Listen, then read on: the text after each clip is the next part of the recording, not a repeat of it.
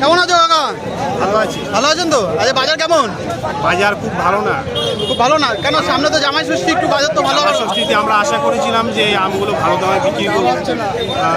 লাস্টের দিকে আমরা ভালো আম আটকে রেখেছিলাম গাছে, এমনি তো গাছে পেকে গেছে, কিন্তু তাহলেও আমরা এই আমটা আমরা 75 টাকা 80 টাকা পেলে আমরা ভালো বাজার পেতাম। কিন্তু এই ভালো আম তিনটেই 1 কেজি, দুটো 1 কিলো, সেই আমগুলো আমরা আজকে 60 টাকা 55 টাকা বেচতে হচ্ছে। বাজার আমরা ঠিক ভালো পেলাম না। এটা তো হিমসাগর তো এগুলো?